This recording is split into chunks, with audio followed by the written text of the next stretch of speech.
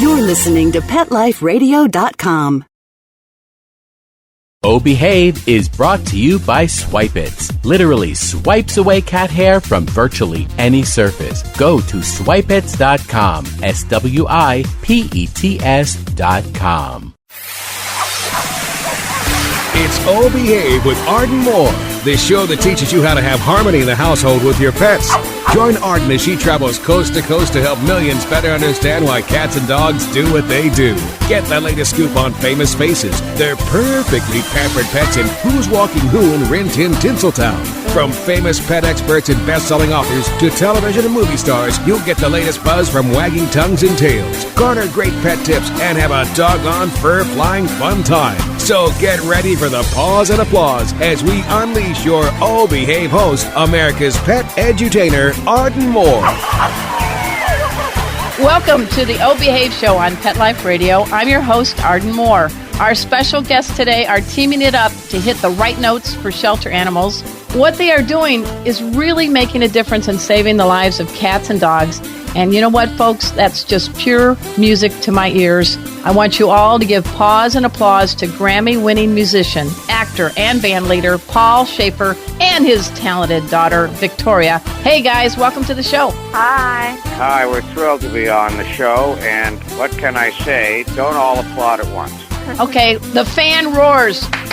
How's that? There you go. Yes, that is the Paul Shaffer on the air, the band leader on The Late Show with David Letterman. And he's also a proud papa because he's partnering with his daughter, Victoria. Very proud of my daughter, Victoria, who is in the business herself. Oh. We're at least trying to be. You go, girl. You go, girl. Well, we're going to learn a little bit more about Victoria's stellar career coming and more about this campaign. It's called the Shelter Pet Project. And also what life is like living with 4 adorable shelter dogs named Riley, Jake, Rue, and Echo right after we pay for this show by taking a commercial break. So you guys know the drill. Sit and stay. We'll be right back. Come back. Time for a pause. 4 furry ones, actually. Sit and stay. Oh Behave will be right back. Pause up. I'm Arden Moore, and I'm here to tell you about a revolutionary new product that literally wipes away cat hair from virtually any surface. You know, most of us struggle with a roller or vacuum cleaner to clean up cat hair, but anyone who has tried either of these knows they just don't work very well. But Swipe It's patent-pending glove has a magnetic-like quality that removes cat hair from almost everything. Right, Ziki? Right, Murphy? And best of all, Swipe It is machine washable, so you can use it over and over again. To order, just visit swipeits.com. That's SWIPETS. A simple solution for shedding.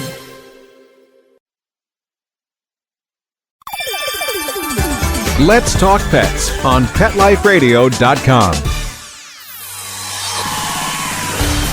Oh Behave is back with more tail-wagging ways to achieve harmony in the household with your pets. Now, back to your fetching host, America's pet edutainer, Arden Moore. Welcome back to the Oh Behave Show on Pet Life Radio. I'm your host, Arden Moore. I gotta confess, listeners, my musical talents are quite limited. I did play the glockenspiel in high school, and I sing in my SUV only when I'm driving solo. But you listeners are in for a real treat. On our show today is the Paul Shaffer and the Victoria Shaffer. This is a creative, can-do father-daughter team, and they're determined to find harmonious homes for shelter dogs and cats. And I got to say, I'm very honored that you both could be here on the show today. Thank you for having us.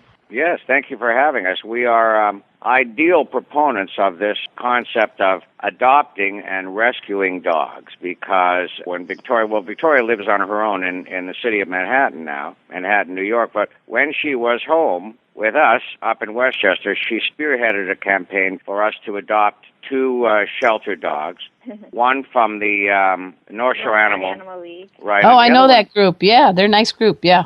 Yeah, and the other one is from petfinder.com. Oh, great. So is this Rue and Echo, or is this Jake and Riley? This is our first 2 dogs, Riley first and then Jake like a year later. About 6 years ago, I think, or so, right, Victoria? Yeah, somewhere. Yeah. So let's talk about the first two, because you were dogless for a while, weren't you, Paul? Well, yes, we were. You know, to tell you the truth, we attempted to get a number of dogs from breeders, and it didn't work out. We ended up giving these dogs back. For whatever reason, it just didn't work out. Okay. But we really wanted dogs, and both our kids wanted dogs. Victoria has a little brother named William. He's 6 years her junior. And when we got the first dog, Riley, from the North Shore Animal League, it was really love at first sight. And Riley turned out to be just the sweetest thing with the cutest personality. And so it was only a small step to get the second dog, Jake. We became a big, happy family. Well, Victoria, tell me a little bit about Riley. I think I was looking around. Is Riley like a lab beagle mix? Yeah, she's exactly a lab beagle mix. She ended up being on the larger side, more of a lab. Okay. When we thought she was going to be beagle size, but that didn't really deter us. And she was our first dog. She's the one I had to beg for. I Good for you. really wanted a dog so badly, and then I convinced my brother, who was very young at the time, that he wanted a dog. So, Big sister power. Yeah, and then with the internet, we just searched and found dogs, and we would email my mom links to dogs. What about this one? Even though she hadn't agreed that we were actually going to get a dog yet.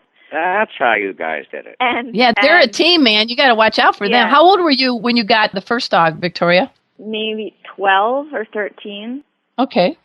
And now I'm 20, so. Okay, so Riley's getting to be a senior. Yeah, she's about 8 or 9. Okay. They don't really know the dog's birthdays.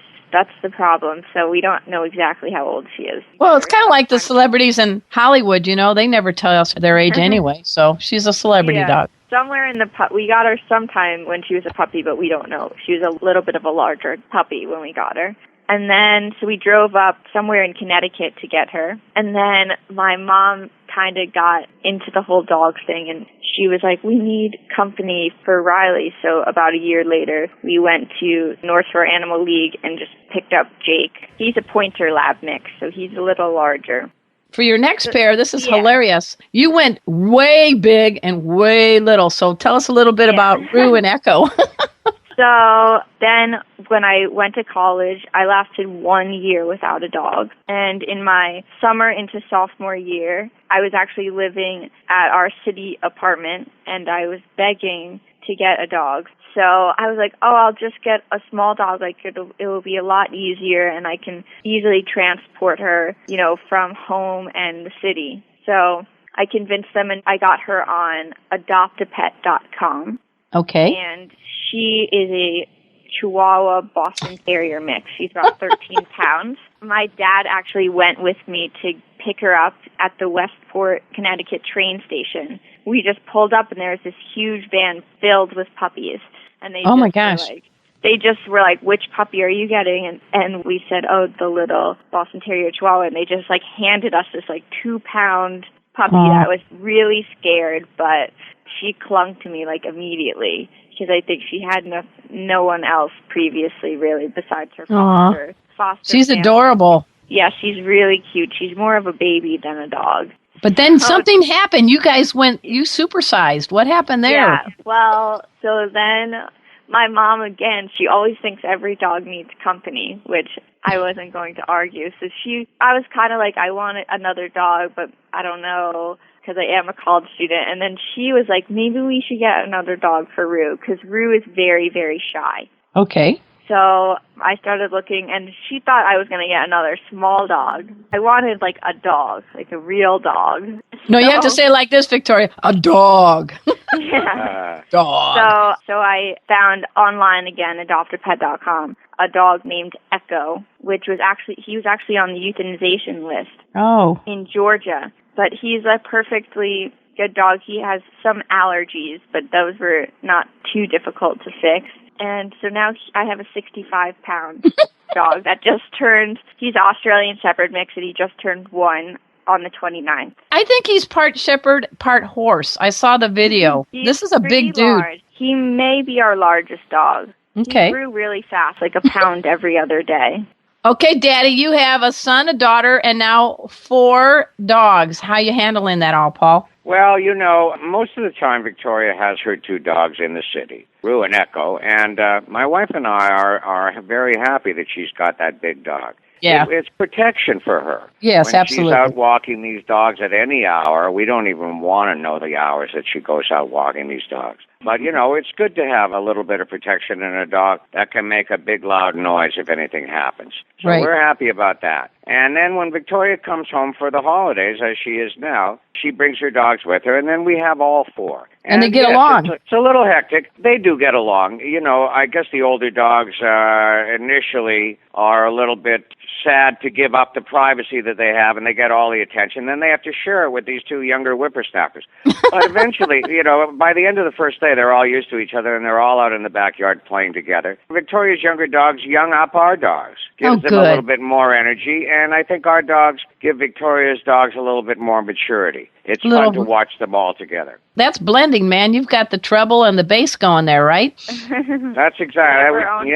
We call that EQing in my business. Oh, EQing. Okay. Yes, all right. yes. That's treble and bass for you laymen. Okay, Lay well, dogs like out I there said, for all you- glockenspiel, not a big career goal on that one. Well, but, if you learn marimba too, then you can say I'm a mallet player. Oh, there you go. Yeah. I got to go now. I got to go do my mallet lessons. Yeah, we'll practice your mallets, yeah. Well, let's talk about you guys. I mean, you are part of this. This is the 4th annual Celebrate Shelter Pets Day, which was earlier in December. And how did you guys get part of this Meet My Shelter Pet online video series? I know it's kind of neat. It's with the Humane Society of the United States, the Maddie's Fund, and the Ad Council. So tell us a little bit about how the 2 of you got to be part of this campaign, which I think is pawsome. Pardon the pun, but it is. It's great. I'm always kind of just looking for things to do, and so I am very, very passionate about animal rescue, and it's kind of grown as I keep adopting more and more dogs. Oh, I don't know if I like the did sound you of hear that, Dad? So we'll see. I'm Okay. done for now. Okay, all right. So we actually just seeked out, saying this is our story. We have 4 adopted dogs, and we came upon the Shelter Pet Project, which is just perfect for us because it's a media-related project we like, and it spreads awareness about animal adoption and puts down that the idea that you can't get as good a dog at a shelter as you can at a breeder. Right. It's the mantra, adopt, don't shop, right? Yeah, exactly. Well, I have 2 dogs and 2 cats. They came from the streets to the shelter, and I'm laughing, Victoria, because I'm like you. I have a little dog who's 11 pounds, a little terrier, Bichon, poodle, who's your mama, who's your daddy dog, named Cleo. Wow. And then I have a big husky golden retriever mix, so I vacuum a lot, named Chipper. Yeah, me too. Oh, yeah, you got it, right? Well, part. yeah. And so the 2 of them actually are part of the SoCal Surf Dogs. We surf and raise money for shelters. And I got to say, the little one, we have to put weights on her surfboard, but she was one of the 17 dogs on that surfboard that raised $72,000 for our local shelter.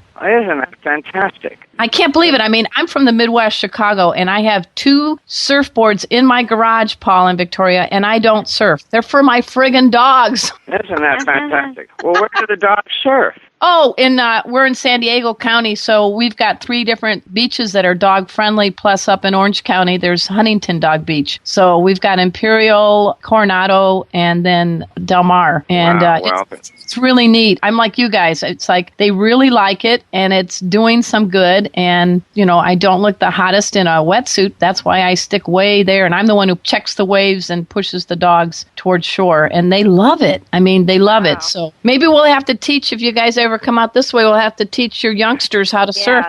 Echo's the only one that's been in an ocean before. And he loves Okay. it, so. All right.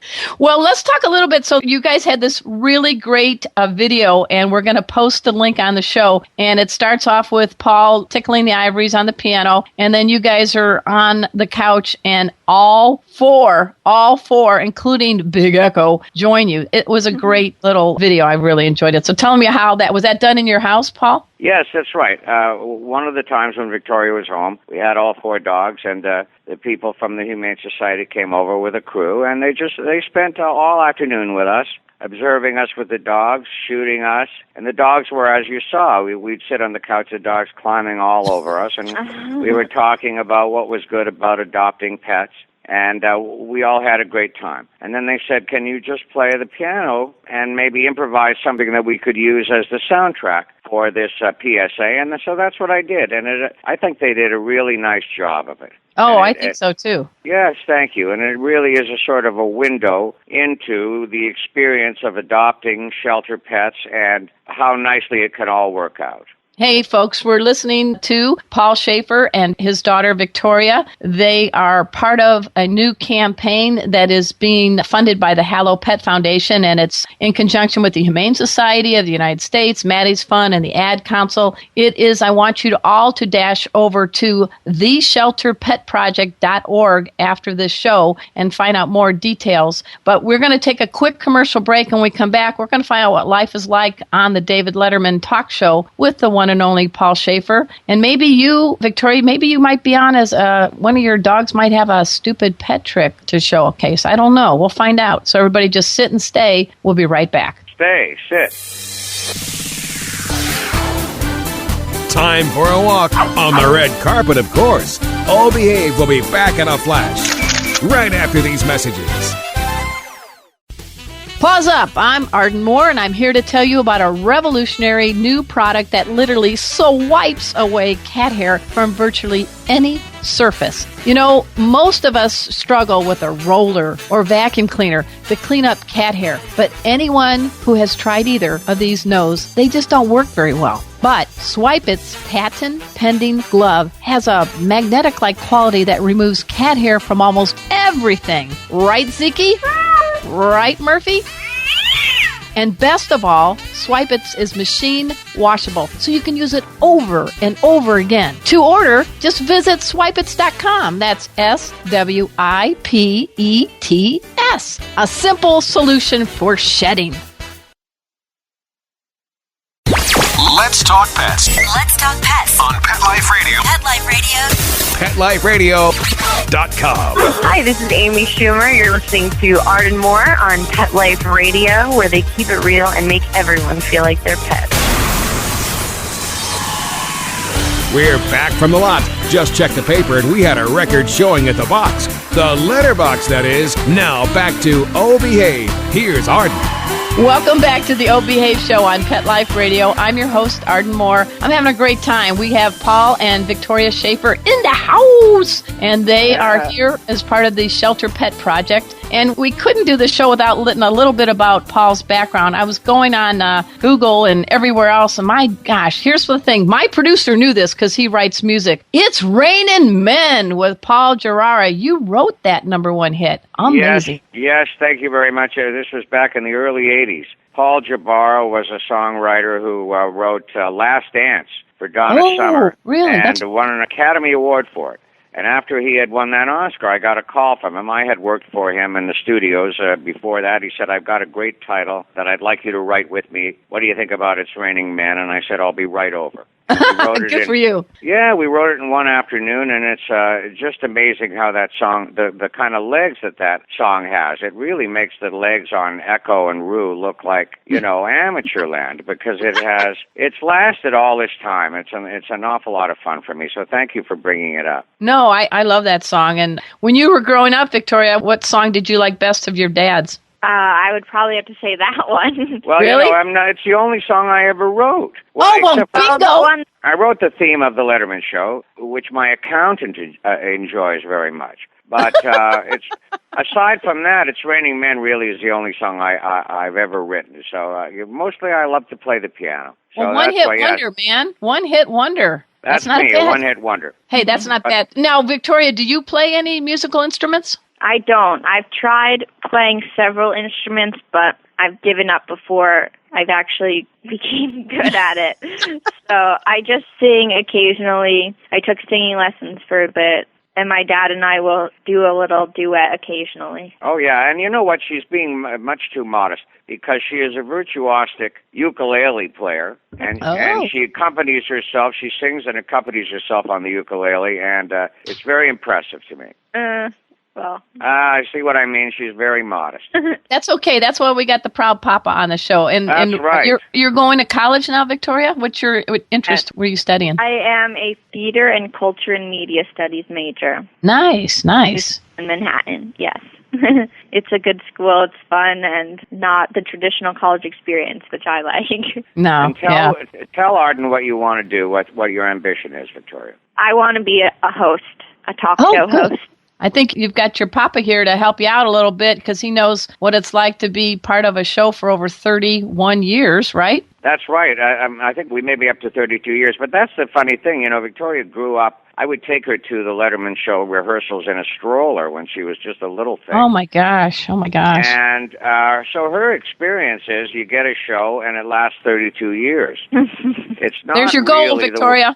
It's not really the way it always works. I'm just you're so lucky and blessed to have gotten this job. I hope Victoria's as lucky. I have a feeling it's in the gene pool because you guys sound like you're hard workers and you get things done and you've got a lot of talents. I mean, congratulations on being, you're born in Canada and you've got your own star on the Walk of Fame. But I think for the folks that may not be too familiar, you got Canada's highest civilian honor. Tell us about that. That's right. They have something called the Order of Canada. And the best way I can describe it is, remember when the Beatles, well, if anybody's old enough to remember. Oh, I am. In dog years, I'm 10. Awards. The Beatles got MBEs, Masters of the British Empire. Mm-hmm. And some people were outraged and they sent theirs back.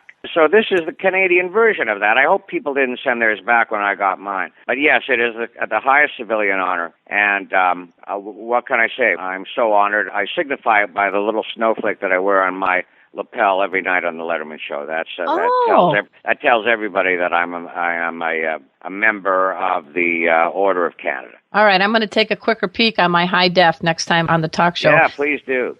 So what's it like with David? You guys have been buds for a long, long time, and I know you filled in when he was under the weather. So you were actually able to host a show once, right? I got to host it twice, actually. Nice.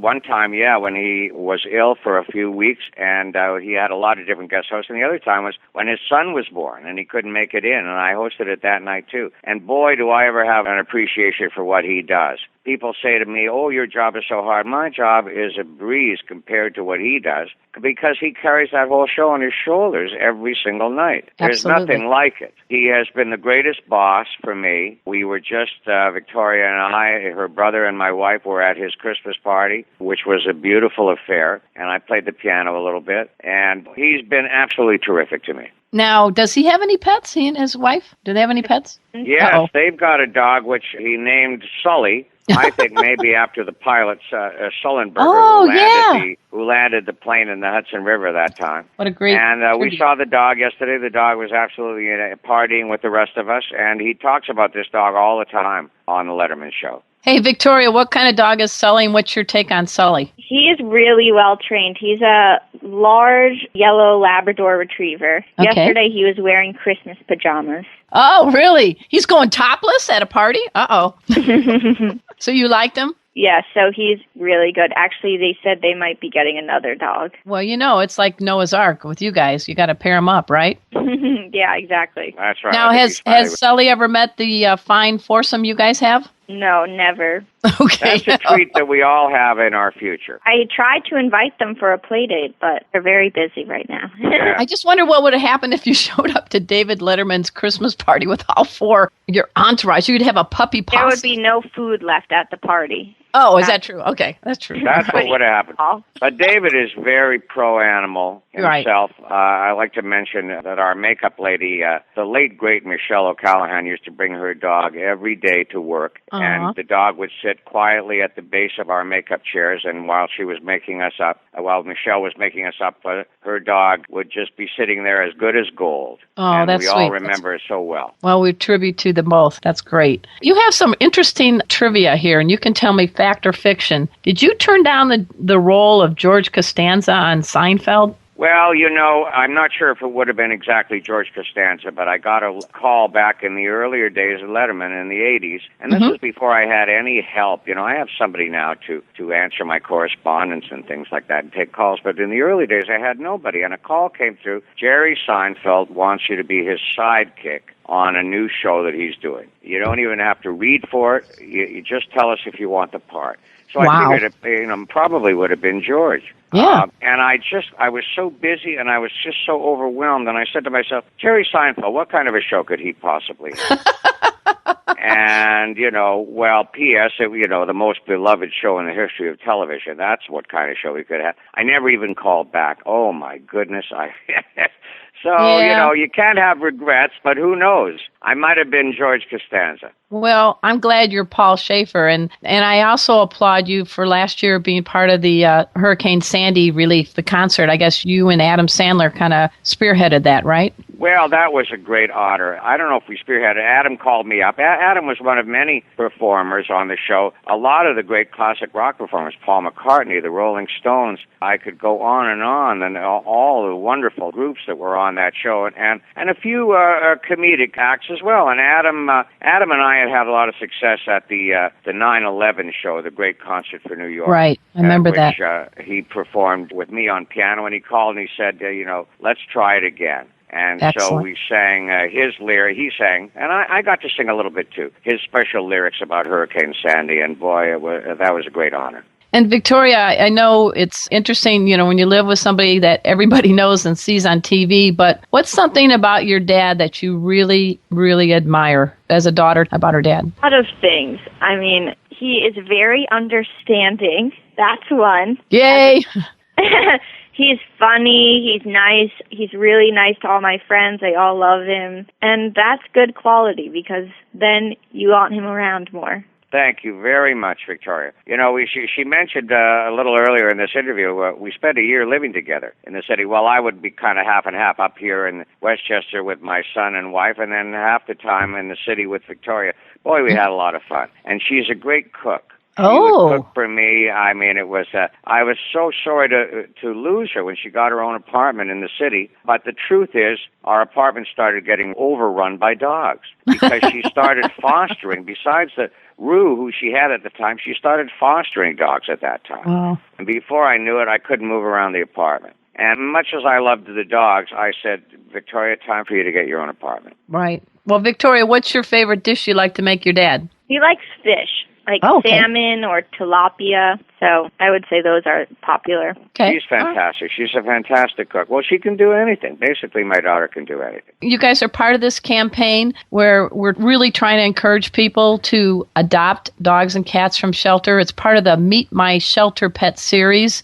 Let's go first. Victoria, what is something that you've learned by being part of this campaign that you'd like to tell everybody, all millions of people listening to the show right now? Well, when you adopt a shelter pet, they know that you saved their life, and that's a relationship that you're not going to find anywhere else, at least not easily. So by adopting a pet, really, you're getting a once-in-a-lifetime relationship with an animal that is very, very thankful and knows that you've done this for them. Well said. And Paul, what about you, and how have dogs changed your life? Well, specifically, the shelter pets or the adopted pets that we have, they have the most wonderful personalities, and they rub off on each other. Our first two dogs, Riley was a sort of a sweet, cuddly dog. Jake was a little bit hyper. He is a pointer after all. He's a natural hunter. But when the two dogs get together, they sort of even each other out. Riley becomes a little bit more energetic. Jake becomes a little bit more relaxed. And perhaps that's a metaphor for the way people can get along, pick up each other's best qualities. I've certainly observed it in our dogs, and I just can't say enough about the sweetness of the kind of dogs that you can find by adopting. Can't say enough about it, and really thrilled to be a part of this Shelter Pet Project.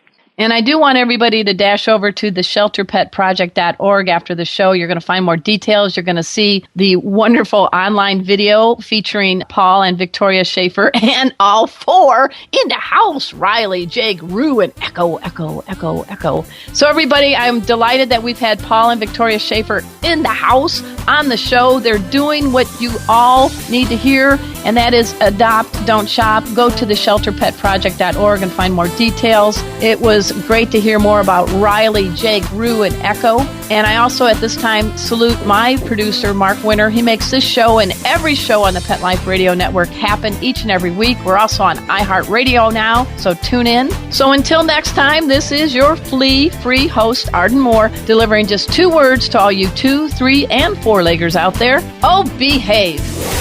Coast to coast and around the world, it's Oh Behave with Arden Moore. Find out why cats and dogs do the things they do and get the latest buzz from wagging tongues and tails in Rin Tin Tinseltown. From famous pet experts and best-selling authors to television and movie stars, you'll get great tail-wagging pet tips and have a fur-flying fun time. All Behave with America's pet edutainer, Arden Moore. Every week on demand, only on PetLifeRadio.com.